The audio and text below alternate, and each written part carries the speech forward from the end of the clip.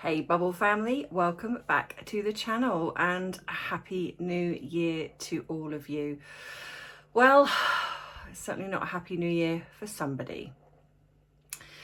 Now I want to say thank you to everybody who has sent your condolences and your well wishes and some wonderful emails and comments that I've had in regarding the loss of my cousin.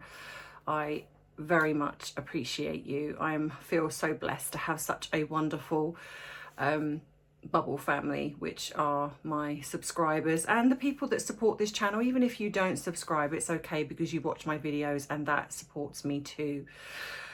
So you have answered, I put a poll up and the majority of you have said you want me to discuss the latest goings on with Prince Harry. But don't worry, for the rest of you who want the true crime, that is going to be coming this week. So I will be doing my video on that. But I ask you and I listen. So if you would like to join me in this video in which we talk about them again, then well, you should know what to do by now. So let's bring that new year with grabbing that drink of choice, whether it be tea, whether it be coffee, whether you are detoxing after Christmas, which I probably should be doing, but I don't. So I've got my very famous cherries and berries. As you know, I love this drink, and so I drink it, and that is what I am drinking. But you know, unless you are doing dry January, maybe you want to add a little something to that drink of choice, because as I always say, it is 5 o'clock somewhere. And please, for the lady who gave me the flag, do not worry, it is going up behind me, but I've just been a little bit delayed with getting this office sorted, and I will talk about that more in the video. But it's going up, so don't worry. So grab that drink and let's dive right in.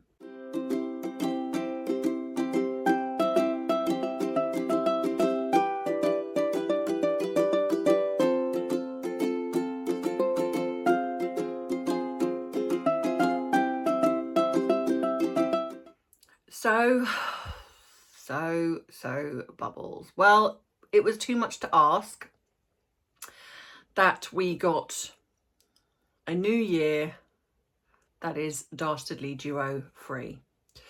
Now, I would like to add before I start, this is not therapy, because I do get the odd comments saying, as a therapist, I should not be doing this. I am a person, first and foremost. I am a therapist, but these are my own personal thoughts and opinions, but I give you my professional expertise, my professional opinion. I have never said that I feel like I am right.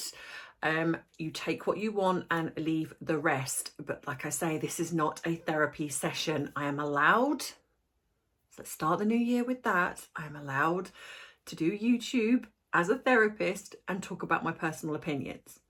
That being said, where do we start? Where do we start? As you know, last year I did touch on the Netflix docu-series, as a lot of people were calling it.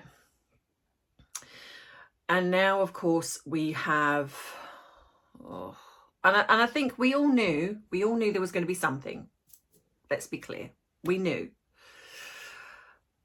Did we think that it was going to be worse than the Oprah? Possibly not. I feel concerned if I'm not going to lie, is what I was trying to say. I am very deeply concerned now about Harry's mental health, because I truly do not know who is advising this man, but he really, in my opinion, really does need to sort that out, because there's so much and I will touch on individual things, because I think it's important not to just gloss over some things, because there's a lot of who cares? Like, but there's also very poignant things here that I think we do need to address and need to look at this in a more in-depth way. So I think the first thing I believe that's really important to talk about is Harry's mention of taking the lives of 25 Taliban. I feel out of everything that he said, and there's some very damning things that he said, but I feel that this is, in my opinion, the biggest, most damaging thing that he said. And I'm not even going to make a mockery of this because, as you know, a lot of the times I kind of laugh about some of the things that they've said and it's like it's incredulous. I find nothing humorous about saying something like this. And I'm sure you will all agree with me. Now, regardless of what the military do, he has said something that I believe just shows how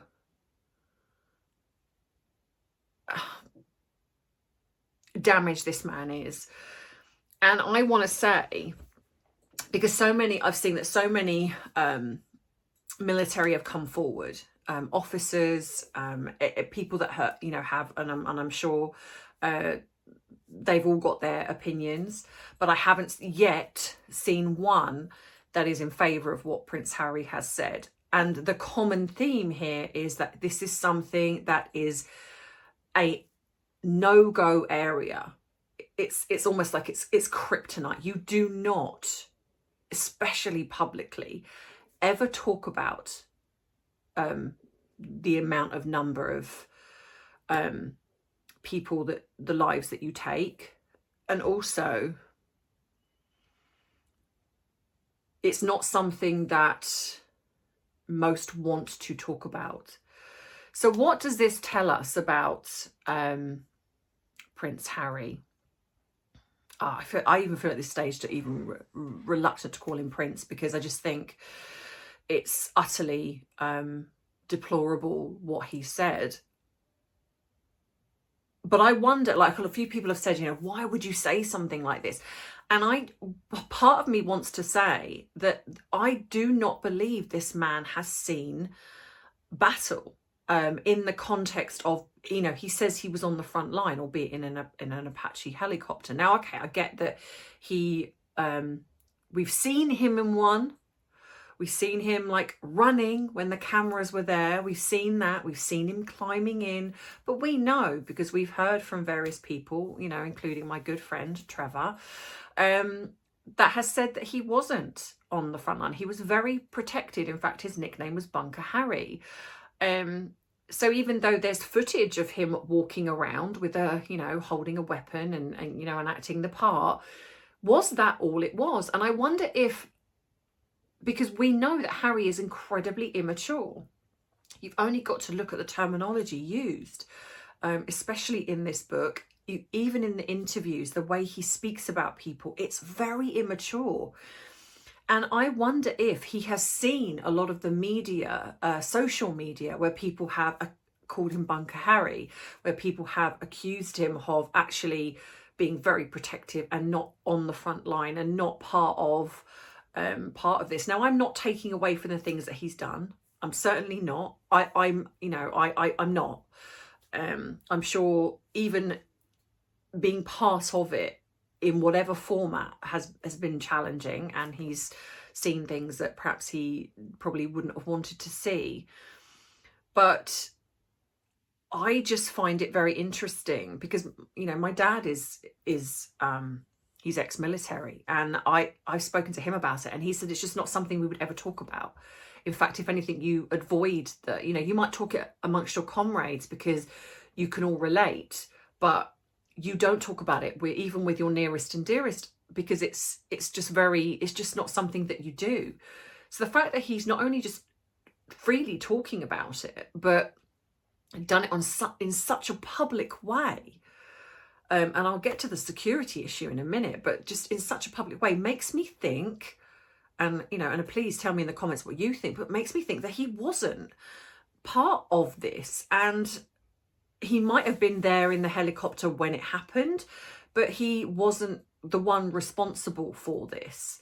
And I just, and again, I could be wrong, but I just find it, the way he's just so flippant about it, the way he just kind of mentions it as if it's not really anything, and then to call them chess pieces. Regardless, these are human beings. I mean, can you imagine, even on the flip side of this, if the, you know, the way we feel when one of our own is captured, can you imagine if they come out and, you know, someone from that side is like, oh, you know, British people are, you know, are just chess pieces, you know, on a chessboard. Like this dehumanizes them. It like they have spoken, the Taliban have spoken out and said, these are not chess pieces. These are human beings that have families that were waiting for them to come home. Inadvertently, whatever we feel, they were doing the same job.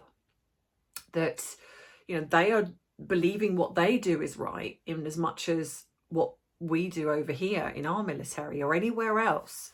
But they are still human beings. And for Harry to dehumanize them, I find very telling. And it just, like I say, it just creates me to feel that he actually wasn't part of any type of taking anyone's life. Like I say, he might have been around it and there when it happened, but he didn't do it because of the way he speaks, and also the way he's abandoned his brothers and sisters in arms. You know, the way he's literally put Hollywood above everything else. You know, he's betrayed Queen and country, which is, you know, it's an oath that you take. So that is something that I find deeply unsettling. Now, getting into the security issue, this is a man who has complained, moaned, highlighted the fact that he has a lack of security, and he feels that the taxpayer should pay for his security, being the fact that he is a prince of a royal family. Aside from the fact that he chose to leave said family and go to the United States, you know, if he was over here, he could have had that protection, but he chose to leave. Well, I don't believe he chose to leave. I think there was obviously other things at play. But, you know, this is what we are led to believe, that he wanted to have a private life away from the clicking of the cameras. And of course, he moved to the one place where there isn't really that privacy, and there isn't this the rules that were set out with the media and the royal family. But funnily enough, we don't see that many pictures of them over there. They're not papped that often because I feel that nobody's that interested. But however, he has now put not only his family, well, whoever he's around, at risk. He's also put the rest of his family over here at risk, and the British country, I believe, at risk, and the military at risk.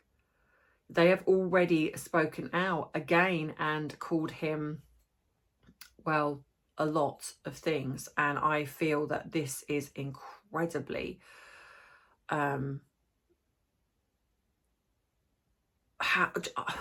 you have those moments when words are just not even enough. It's, you know, you can come out with so many things, but it's almost dumbfounding how someone of Harry's age can say what he said. Now, okay, some people have said, who are his fan base, have said, oh, you know, it's to do with the ghostwriter. Harry would have okayed this. There is no way that he would have said this stuff initially. So possibly what's happened is Harry, being the fact that he's not the brightest person by all accounts, he's sat down and he's had this conversation, and it's almost as if he's not even thought about what he said. He's just had a conversation with somebody that's or talked into a dictaphone or whatever it is that he's done, recorded this, you know, just talking. And rather than say, actually, I don't want this bit in the book, he's just either handed it over, or he's just sat there in front of this ghostwriter and just dictated stuff, and this ghostwriter's just written it down and gone with it. But he still would have had to have signed off on it. This ghostwriter wouldn't have had free reign to kind of do what he wants, and then Harry would have been like, oh, I don't need to check that afterwards. Because if that was the case, then why did he want to go in and re-edit and have second thoughts about what he'd put in the book? You know, if he didn't know what was in there, then why would he have second thoughts? So I do believe he absolutely knew exactly what was going in that book. And I guess the people around him are going, you know what, Harry, this is a great idea. And this is what happens when you don't have the right people around you. Now, that's not to say that doesn't make Harry culpable for what he said. Of course it does. He's absolutely 100% responsible for saying this. And not only that, putting so many people at risk. So this person who is crying out about privacy and everyone's breaching his privacy and his wife's privacy, he's actually breached his own privacy. And then not only that, put everybody that is associated with him at risk. And also the British people, which is what is concerning given the fact the coronation is coming up. How thoughtless and utterly stupid you have to be to think that that was an okay thing to say. But the fact that he said it is either he's looking at social media and going, you know what, I was there and I'm going to tell people how much of a soldier and a man that I am, and he's mentioned this the lives he's taken. But again, that really does show how immature that he is, because I think anyone with any sense of conscience would not think this was an okay thing to say. Or he's just got people around him that are just saying, yeah, Carrie, just let it all out, speak your truth, and go with it, not really caring about the consequences of his actions. And where does this leave? Well, I'm guessing, or was it to do with security? Did he feel that saying something like this would then get him the security that he craves? I mean, maybe he's said this to force the royal family into to sorting through. I mean, we know the royal family doesn't give him the security, but it's certainly that he thinks that perhaps they would certainly pave the way to him now getting security, which would that be paid by the American taxpayers? I'm pretty sure they wouldn't be too happy with that. But to me, this is what he's now done. He's put himself at great risk, his family at great risk on both sides, potentially even, anyone that's connected to Harry and Meghan at risk, because there could be collateral damage. I feel like this man's brain is and that's what creates me to go back to being concerned about him, that how he felt that this was the right thing to say or do is just beyond me. So this creates me to feel deeply concerned for Harry's mental health, because this is not right. And so if he's got people around him that are kind of going, yeah, Harry, go for it, say this stuff, speak your truth, no matter what happens. Well, the fallout now is incredible. The fallout is huge from this one statement that he's made. Let's not even, that's without all the other stuff that he's brought up. But this one statement alone has created such a backlash. And the other part of me always will go back to the fact that, Meghan has been incredibly quiet around this. And is that purposeful? I'm not going to solely blame her, because at the end of the day, she's only responsible for what she does. Harry is responsible for what he does. Whether he chooses to go along with something that she's saying is still his choice to do so. Yes, I appreciate that there is narcissistic abuse, and that can play a part. But however, he is still responsible for it. He has still said these things, and he's backing them up now by doing the interviews that he's doing. So I where this leaves the coronation, I would imagine they probably will up security now because of this, because he, like I say, he has, I believe, he's potentially put a target on their backs now. And he clearly didn't think of that, clearly didn't think of anything else other than himself. He's, like I say, he's either wanted to come across as, oh, you know, I am a real soldier. I have done these things and I'm going to prove it by saying I've done this. Or he's done it to, not thinking of the consequences, to want the extra security and forcing, you know, the British into a situation that is like, well, he's going to need security now. I don't know. You know, you guys tell me what you think in the comments, because I'm sure, like most of us, we are just sitting there kind of going, what? In the famous words of Oprah, what? I know when I saw that, I was like, no, surely not. You know, I know we can sort of blame the media for some things, but it's in his book. Apparently he said it. So, yeah, I think he's off the reservation now. This is Harry with no protection, no one guiding him, the right people not guiding him. And I believe there's more to come. And yeah, so I will be doing more on this, obviously. And I know that I said that I was going to not do Harry and Meghan, but this is personal even for me, because, you know, you can't, I mean, this is not just little things where they've just said a few little things and you're just like, ugh, you know, drama, ugh, who cares? These are serious things that do come into the bracket of mental health, because a sane person, a person with zero issues, I believe, would not say something like this. So that to me, there has to be something. Now, I'm so not saying that gives him free reign. Of course it doesn't. But there's, you know, I guess we must try and look at it from the context of, this is not a well person here that's saying these things. And it's dangerous. You know, he's become a caricature of himself. This once respected, loved, you know, the second most popular royal under the Queen, has fallen from grace in such a catastrophic way. And it's tragic to actually watch this play out. And I do go back to also the shame on the media for placating him.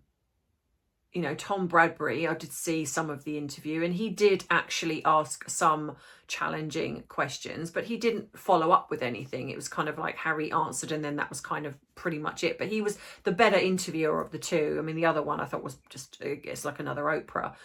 It feels that people are quite scared to ask the important questions, which I'm guessing is why Harry and Meghan, when they choose to do interviews, they choose the yes men people, the people that just are agreeable. And you know, we're now seeing this play out on the world stage, and I just think it's gone from being sad to very, very very concerning and tragic, because he's dragging so many people along with him. But like I say, I will be doing other follow-up videos on the various things that have happened. If you want me to do a specific video on something it's in his book, or I haven't bought the book and I've got no intention of buying the book, so I will see if there's a free copy. So if there's anything in there that you want me to discuss, I will. I will be doing my true crime, but I will be doing the video. I'm going to do a couple of the videos on here, but then I am thinking of possibly doing a completely separate channel to the tea and therapy, mainly because it's true crime. So I'm possibly going to do tea and crime or something like that. I've got to think of a name for it that's connected to me, but at the same time is different. So I still will be keeping the tea and therapy channel, which I will still do the things that I do on here, but I feel like I want to do a separate channel which is about the true crime stuff, because I can then elongate that out a little bit. I don't want people getting so confused with my channel where it's kind of like, okay, what are you talking about? You're talking about Harry and Meghan, you're talking about other celebrities, and then you're doing a bit of therapy, and then you're doing true crime, and then you're doing makeup. People are going to be like, what? What's going on here? Just what's... So I feel like I need to start separating things out. But let me know what you think in the comments. So as you can see behind me, my office has taken shape. Now, it's very strange. I'm not sure how I feel. I've got to get used to being in here, but I love the fact that I've got all the things that people have bought me and sent me. I've got a little my mini me up there because I promised that she would go back up as soon as I've got my little shelving. I've got lots of things here, and I love the fact that I can see all that behind me. I mean, there's more there. I've got my teddy, and it's just lots of things that people have sent. And my picture that a lovely subscriber drew.